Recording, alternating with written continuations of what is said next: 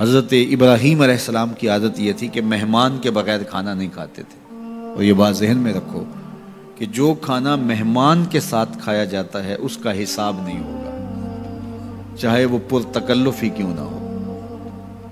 تو جب بھی بھوک ستاتی تو کسی شخص کو ڈھونڈ کے لے آتے اور اس کے ساتھ دسترخوان پہ بیٹھ کے کھانا کھاتے. ایک دن ایک مہمان کو ڈھونڈ لائے اور کھانا تیار تھا تو کہا کہ اللہ کا مبارک نام لیجیے اور شروع کیجیے. اس نے کہا میں تو اللہ کو نہیں مانتا. تو کہا کہ میاں تیرا اور میرا رشتہ کیا ہے؟ میں تجھے اللہ کے نام پہ تو کھلا رہا ہوں کہ تو اس کا بندہ ہے، اور اگر تو اس کا نام ہی گوارا نہیں کرتا تو پھر کیا باقی بچا؟ اس نے کہا روٹی کے چند لقموں کے لیے میں اپنے بت سے بے وفائی نہیں کر سکتا. میں بتوں کا پجاری ہوں اور مجھے بھوک بھی لگی ہے، لیکن میں اپنے بتوں سے بے وفائی نہیں کر سکتا. تو حضرت ابراہیم نے فرمایا تو اتنا غیرت مند ہے، اپنے بتوں کے ساتھ تیری یہ وفا ہے، تو سن پھر میں بھی اللہ کے نام کے علاوہ تجھے ایک لقمہ نہیں دے سکتا. اس نے کہا کوئی بات نہیں، اٹھ کے چلا گیا. وہ چلا گیا تو جبریل آ گئے، رب کا سندیسہ دیا، ابراہیم تو نے میرا بندہ ناراض کر دیا. یا اللہ وہ تیرا بندہ تھا، تیرا نام لینا گوارا نہیں تھا. کہا ابراہیم اس کی عمر کتنی ہوگی؟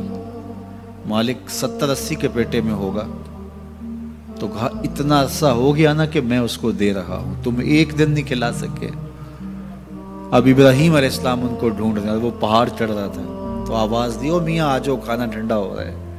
اس نے کہا آ جاؤں گا لیکن تمہارے رب کا نام نہیں لوں گا. کہا نہ لینا، آ جاؤ. آیا دسترخوان پر بیٹھا، کھانا شروع ہوا تو کہنے لگا کہ پہلے تو بڑے غصے میں تھے، جلال میں تھے کہ رب کا نام نہیں لوگے تو کھانا نہیں دوں گا. ایک دم تبدیلی کیسے آ گئی؟ کہا اسی رب کا سندیسہ آیا ہے کہ مجھے بھی تو اتنا عرصہ ہوا کہ دے رہا ہوں، تم ایک دن نہیں دے سکے. تو اس نے کہا تیرا رب اتنا مہربان ہے تو مجھے بھی اس اپنے رب کا غلام بنا لے. تو جو اسے مانتا ہے اسے بھی دیتا ہے، جو نہیں مانتا تو یہ نہیں دھوکہ کھانا چاہیے کہ فلاں کے پاس رزق کتنا ہے اس لیے وہ اللہ کا مقبول ہے، فلاں تخت حکومت میں بیٹھا ہے اللہ کا مقبول ہے. یہ کوئی دلیل نہیں ہے. کتنے لوگ ہیں جو اس کے منکر ہیں، اس کے وجود کے منکر ہیں، لیکن اس کے باوجود ان کو اتنا عطا کرتا ہے. بلکہ فرمایا اگر تمہارا مجھے لحاظ نہ ہو تو کافروں کے گھروں کی سیڑھیاں بھی سونے اور چاندی کی ہوں، چونکہ ان کو سب کچھ دنیا پہ دے دیا جائے گا، آخرت میں ان کا کوئی حصہ نہیں. لیکن مسلمان کہیں گے ہم تو پھر مار ہی دیے گئے. تو تمہاری دل جوئی مقصود ہے، تمہارا لحاظ ہے، ورنہ ہم ان کو اتنا دیں کہ ان کے گھروں کی سیڑھیاں بھی سونے اور چاندی کی.